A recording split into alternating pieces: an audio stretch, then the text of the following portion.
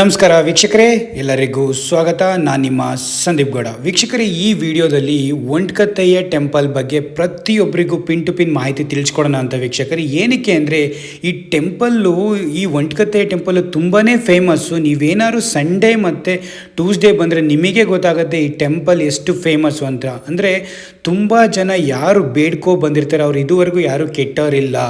ಅಂದರೆ ಪ್ರತಿಯೊಬ್ಬರಿಗೂ ಈ ಒಂಟ್ಕತ್ತಯ್ಯ ಸ್ವಾಮಿ ಎಲ್ಲರಿಗೂ ಒಳ್ಳೇದು ಮಾಡಿದೆ. ಮತ್ತು ನೀವು ಏನೇ ಬೇಡ್ಕೊಂಡು ಹೋಗಿ ಇದಕ್ಕೆ ಏನೇ ನೈವೇದ್ಯನ ಏರಿಸ್ತೀವಿ ಅಂದರೆ ಏನೇ ಕೂರಿ ಆಗಲಿ, ಜೋಡಿ ಕೋಳಿ ಆಗಲಿ, ಹಂದಿ ಆಗಲಿ, ಏನೇ ನೀವು ನೈವೇದ್ಯನ ಅಥವಾ ಹರಕೆನ ಬೇಡ್ಕೊಂಡು ಹೋಗಿರ್ತೀರೋ ಅದು ನೆರವೇರುತ್ತೆ ಇಲ್ಲಿ ಬಂದು ಅಂತ. ಅಂದರೆ ನೆರವೇರಿದೆ ತುಂಬ ಜನಕ್ಕೆ. ಏನಕ್ಕೆ ಅಂದರೆ ಆ ಒಂಟ್ಕತ್ತಯ್ಯ ಸ್ವಾಮಿ ಪ್ರತಿಯೊಬ್ಬರಿಗೂ ಇದನ್ನು ನೆರವೇರಿಸಿದ್ದೀನಿ. ಹಾಗಾಗಿ ನೀವು ಸಂಡೇ ಮತ್ತು ಟ್ಯೂಸ್ಡೇ ವಿಸಿಟ್ ಮಾಡಿದರೆ ನಿಮಗೆ ಗೊತ್ತಾಗುತ್ತೆ ಎಷ್ಟು ಜನ ಬಂದ್ಬಿಟ್ಟು ಅಲ್ಲಿಗೆ ಹರಕೆ ತೀರಿಸ್ತಾ ಇರ್ತಾರೆ.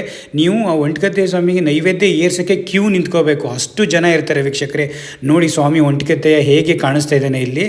ಇವೆಲ್ಲ ಭೂಮಿಯಲ್ಲಿ ಉದ್ಭವಿಸಿರೋವು ತುಂಬ ಹಳೆಯ ಕಾಲದ ಟೆಂಪಲ್ಗಳು ವೀಕ್ಷಕರೇ. ತುಂಬ ಜನ ನಮ್ಮ ಹಿಂದೂಗಳಲ್ಲಿ ಇವುಗಳನ್ನೆಲ್ಲ ನಂಬೋದು ನಾವು.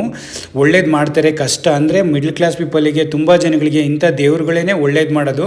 ಹಾಗಾಗಿ ಪ್ರತಿಯೊಬ್ಬರಿಗೂ ಇದ್ರಿ ಒಂಟ್ಕತ್ತಯ್ಯ ಸ್ವಾಮಿ ಬಗ್ಗೆ ಯಾರ್ಯಾರು ನೋಡಿಲ್ಲ, ಯಾರ್ಯಾರು ಕಷ್ಟ ಕಾರ್ಪಣ್ಯಗಳಿದೆ ಅವರೆಲ್ಲ ಬಂದು ಇಲ್ಲಿ ಬೇಡ್ಕೋಬೋದು ವೀಕ್ಷಕರೇ.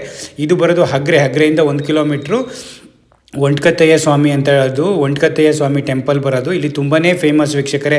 ನೀವು ಯಾರನ್ನು ಕೇಳಿದ್ರು ಈ ಟೆಂಪಲ್ ಹತ್ರ ಬಂದು ಬಿಟ್ಟು ಹೋಗ್ತಾರೆ. ತುಂಬಾ ಫೇಮಸ್ಸು. ಇಲ್ಲಿ ನಿಮಗೆ ತುಂಬಾ ಬೇರೆ ಟೆಂಪಲ್ಗಳು ಕಾಣಿಸ್ತವೆ. ಅದ್ರ ಬಗ್ಗೆ ಇನ್ನೊಂದು ವಿಡಿಯೋ ಮಾಡಿ ಹೇಳ್ತೀನಿ. ಬಟ್ ಈ ಸ್ಪೆಸಿಫಿಕಲಿ ಒಂಟ್ಕತ್ತಯ್ಯ ಡೀಟೇಲ್ಸ್ ಏನೇ ಬೇಕು ಅಂದರೂ ಅದ್ರ ಬಗ್ಗೆ ಪ್ರತಿಯೊಂದು ಮಾಹಿತಿನೂ ನಾನು ಶೇರ್ ಮಾಡ್ತೀನಿ. ನೀವು ಕಮೆಂಟ್ಸ್ ಮಾಡಿ ವೀಕ್ಷಕರು, ಏನೇ ಡೀಟೇಲ್ಸ್ ಬೇಕು ಅಂದ್ರೂ. ಹಾಗಾಗಿ ಇದನ್ನೊಂದು ಸ್ಮಾಲ್ ಇನ್ಫಾರ್ಮೇಷನ್ ಪ್ರತಿಯೊಬ್ಬರ ವೀಕ್ಷಕರಿಗೂ ತೋರಿಸ್ಬೇಕಿತ್ತು. ಹಾಗಾಗಿ ಒಂದು ಸ್ಮಾಲ್ ವಿಡಿಯೋ ಮಾಡಿದ್ದೀನಿ. Thank you.